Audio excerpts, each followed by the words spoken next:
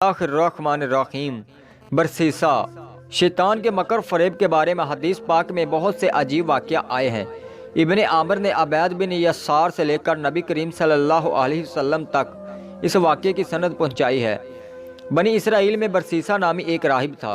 اس وقت بنی اسرائیل میں اس جیسا کوئی عبادت گزار نہیں تھا۔ اس نے ایک عبادت خانہ بنایا ہوا تھا اور اسی میں دن رات عبادت میں مصروف رہتا تھا۔ اسے لوگوں سے کوئی غرض نہیں تھا، نہ تو وہ کسی سے ملتا اور نہ ہی اس کے پاس کوئی آتا جاتا تھا۔ شیطان اسے گمراہ کرنے کا ارادہ کر لیا۔ برسیسا اپنے کمرے سے باہر نکلتا ہی نہیں تھا۔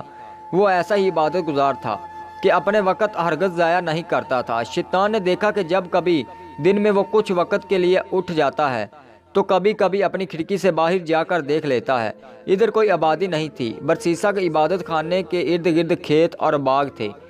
جب شیطان نے دیکھا کہ وہ دن میں ایک مرتبہ کھڑکی سے باہر دیکھتا ہے تو اس مردود نے انسانی شکل میں آ کر کھڑکی کے سامنے نماز کی جھانکا تو ایک آدمی کو قیام کی حالت میں کھڑے دیکھا۔ وہ بڑا حیران ہوا۔ جب دن کے دوسرے حصے میں اس نے دوبارہ ارادہ باہر دیکھا تو رکوع کی حالت میں تھا، پھر تیسری مرتبہ سجدے کی حالت میں دیکھا۔ کئی دن اس طرح ہوتا رہا۔ آہستہ آہستہ برسیسا کے دل میں یہ بات آنے لگی کہ یہ تو کوئی بڑا ہی بزرگ انسان ہے جو دن رات اتنی عبادت کر رہا ہے۔ یہاں تک کہ برسیسا نے دل میں سوچا کہ اس سے پوچھوں تو صحیح یہ کون ہے۔ جب برسیسا کے دل میں یہ خیال آیا تو شیطان نے کھڑکی کے قریب مصلی بچھانا شروع کر دیا۔ جب مصلی کھڑکی کے قریب آ گیا تو برسیسا نے باہر جھانکا اور شیطان سے پوچھا کہ تم کون ہو؟ وہ کہنے لگا، آپ کو مجھ سے کیا غرض ہے؟ میں اپنا کام میں لگا ہوا ہوں اور برائے مہربانی آپ مجھے ڈسٹرب نہ کریں۔ وہ سوچنے لگ گیا کہ یہ عجیب بات ہے، یہ شخص کسی کی کوئی بات سننا گوارا ہی نہیں کرتا۔ دوسرے دن برسیسا نے پوچھا کہ آپ اپنا تعارف تو کروائیں۔ وہ شخص کہنے لگا، مجھے اپنا کام کرنے دو، میں فارغ نہیں ہوں۔ اللہ تعالیٰ کی شان یہ کہ ایک دن بارش ہونے لگی۔ وہ شخص بارش میں بھی نماز کی شکل بنا کر کھڑا ہو گیا۔ برسیسا کے دل میں بات آئی کہ جب یہ اتنا عبادت گزار ہے، اس نے بارش کو بھی کوئی پرواہ نہیں کی، کیونکہ انہیں اچھے اخلاق کا مظاہرہ کروں اور اس سے کہوں کہ آپ اندر آ جائیں۔ چنانچہ اس نے شیطان کو پیشکش کی کہ باہر بارش ہو رہی ہے، آپ اندر آ جائیں۔ وہ جواب میں کہنے لگا، ٹھیک ہے، مومن کی مومن کو دعوت قبول کر لینی چاہیے، لہٰذا میں آپ کی دعوت قبول کر لیتا ہوں۔ شیطان تو یہی چاہتا تھا کہ جانچے اس نے کمرے میں آ کر نماز کی نیت باندھ لی اور کئی مہینوں تک اس کے کمرے میں عبادت کی شکل بنا کر کھڑا رہا اور دراصل عبادت نہیں کر رہا تھا، فقط نماز کی شکل بنا کر کھڑا تھا۔ لیکن برسیسا واقعہ بہت بڑا بزرگ سمجھنا شروع کر دیا اور اس کے دل میں اس کے ساتھ عقیدت پیدا ہونا شروع ہو گئی۔ اتنے عرصے کے بعد شیطان برسیسا سے کہنے لگا، اب میرا سال پورا ہو گیا ہے، لہٰذا میں اب یہاں سے جاتا ہوں، میرا مقام کہیں اور ہے۔ روانگی کے وقت ویسے ہی دل نرم ہوتا ہے، لہٰذا شیطان برسیسا سے کہنے لگا، اچھا میں آپ کو جاتے جاتے ایک ایسا نسخہ دے جاتا ہوں جو مجھے اپنے بڑوں سے ملا تھا۔ وہ تحفہ یہ ہے کہ اگر تمہارے پاس کوئی بھی بیمار آئے تو اس پر کچھ پڑھ کر دم کر دینا، وہ ٹھیک ہو جائے گا۔ برسیسا نے کہا، مجھے اس عمل کی کوئی ضرورت نہیں۔ شیطان کہنے لگا، ہمیں یہ نعمت طویل مدت کے محنت کے بعد ملی ہے، میں وہ نعمت تمہیں تحفے میں دے رہا ہوں اور تم انکار کر رہے ہو، تم بڑے ہی نالائق انسان ہو۔ یہ سن کر برسیسا کہنے لگا، اچھا جی، مجھے بھی سکھا دیں۔ چنانچہ شیطان نے اسے ایک عمل سکھا دیا اور یہ کہتے ہوئے رخصت ہو گیا کہ اچھا پھر کبھی ملیں گے۔ شیطان وہاں سے سیدھا بادشاہ کے گھر گیا۔ بادشاہ کے 3 بیٹے اور ایک بیٹی تھی۔ شیطان نے جا کر اس کی بیٹی پر اثر ڈالا اور وہ مجنونہ سی بن گئی اور خوبصورت اور پڑھی لکھی لڑکی تھی، لیکن شیطان کے اثر سے اسے دورے پڑنا شروع ہو گئے۔ بادشاہ نے اس کے علاج کے لیے حکیم اور ڈاکٹر بلوائے۔ کئی دنوں تک اس کا علاج کرتے رہے لیکن کوئی فائدہ نہ پہنچا۔ جب کئی دنوں کے بعد علاج کے بعد بھی کچھ افاقہ نہ ہوا تو شیطان نے بادشاہ کے دل میں یہ بات ڈالی کہ بڑے حکیموں ڈاکٹروں سے علاج کروا لیا ہے، اب وہ کسی بزرگ سے ہی دم کروا کر دیکھ لوں۔ یہ خیال آتے ہی اس نے سوچا کہ وہاں کسی عابد کی تلاش کرنا چاہیے۔ چنانچہ اس نے اپنے سرکاری بندے بھیجے تاکہ وہ پتہ کر کے آئیں کہ اس وقت سب سے زیادہ نیک بندہ کون ہے۔ سب نے کہا کہ اس وقت سب سے زیادہ نیک آدمی برسیسا ہے اور وہ تو کسی سے ملتا ہی نہیں۔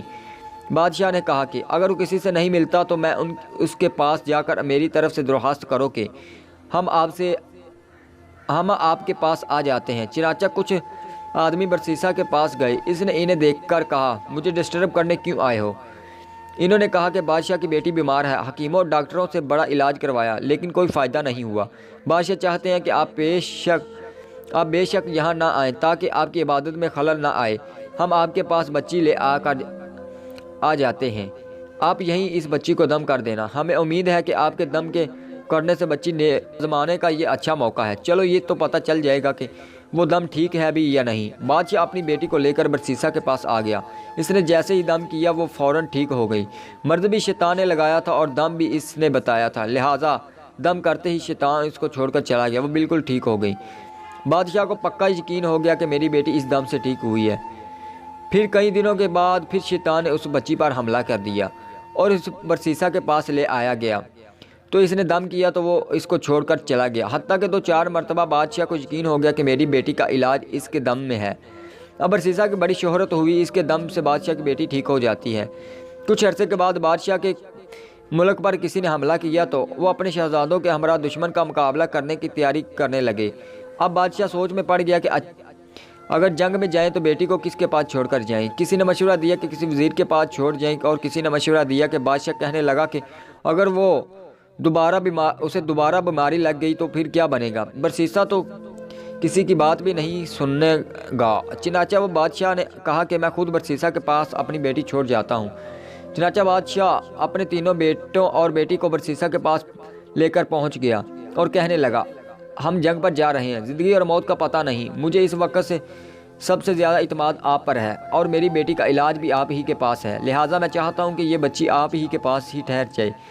برسیسا کہنے لگا، توبہ توبہ، میں یہ کام کیسے کر سکتا ہوں کہ یہ اکیلی میرے پاس ٹھہرے۔ بادشاہ نے کہا کہ نہیں، ایسی کوئی بات نہیں، بس آپ اجازت دے دیں، میں اس کے پاس رہنے کے لیے آپ کے عبادت خانے کے سامنے ایک گھر بنوا دیتا ہوں، تو یہ اسی گھر میں ٹھہرے گی۔ برسیسا یہ سن کر کہا، چلو ٹھیک ہے۔